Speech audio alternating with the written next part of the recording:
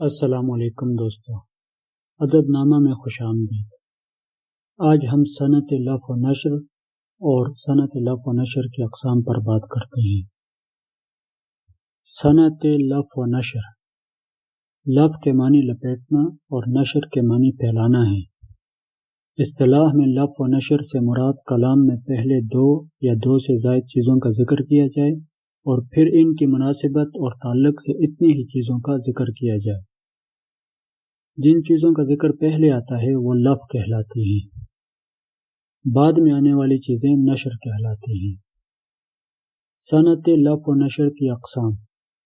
صنعت لفظ و نشر کی تین اقسام ہیں: لفظ و نشر مرتب، لفظ و نشر غیر مرتب، لفظ و نشر معکوس الترتیب۔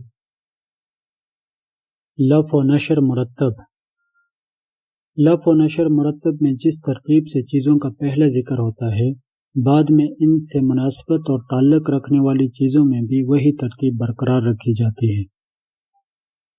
مثلا تیرے آزاد بندوں کی نہ یہ دنیا نہ وہ دنیا، یہاں مرنے کی پابندی وہاں جینے کی پابندی۔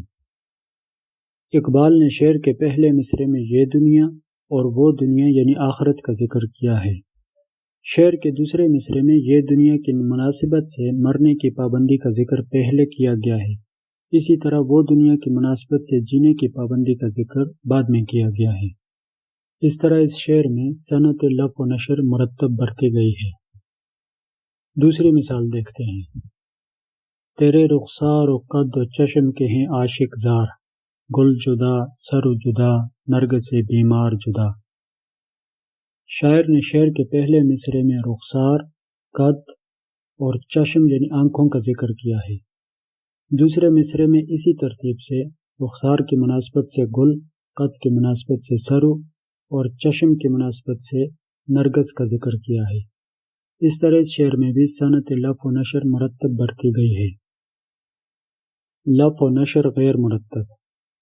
لفظ و نشر غیر مرتب میں کلام میں پہلی باتوں میں جو ترتیب ہوتی ہے، ان سے تعلق رکھنے والی دوسری باتوں میں وہ ترتیب قائم نہیں رہتی۔ مثلا شرمندہ ہے زلف و رخ و قامت سے چمن میں، گل برگ تر و سرو سہی سنبل سیراب۔ شعر کے پہلے مصرعے میں سب سے پہلے زلف، دوسرے نمبر پہ رخ اور تیسرے نمبر پہ قامت کا ذکر کیا گیا ہے، جبکہ دوسرے مصرعے میں زلف کی مناسبت سے سنبل سیراب کا ذکر تیسرے نمبر پہ، رخ کی مناسبت سے گل برگ تر کا ذکر پہلے نمبر پہ اور قامت کی مناسبت سے سرو سہی کا ذکر دوسرے نمبر پہ کیا گیا ہے۔ اس طرح شعر میں لفظ اور نشر کی ترتیب بگڑ گئی ہے، اس لیے اس شعر میں لفظ و نشر غیر مرتب برتی گئی ہے۔ دوسری مثال دیکھتے ہیں۔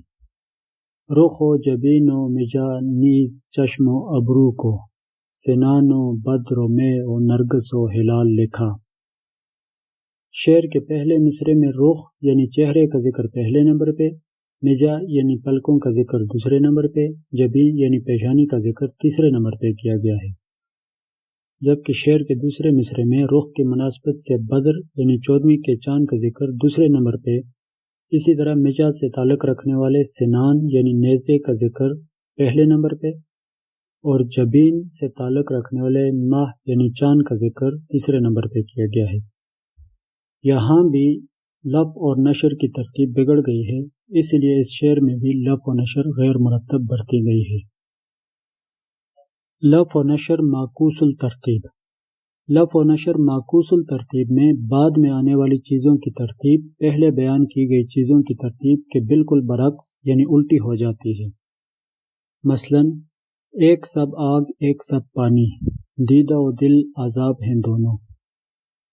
شعر کے پہلے مصرعے میں پہلے آگ اور بعد میں پانی کا ذکر کیا گیا ہے، جبکہ دوسرے مصرعے میں آگ کی نسبت سے دل کا ذکر بعد میں اور پانی کی نسبت سے دیدہ یعنی آنکھ کا ذکر پہلے کیا گیا ہے۔ اس طرح اس شعر میں لفظ و نشر معکوس الترتیب برتی گئی ہے۔ دوسری مثال دیکھتے ہیں۔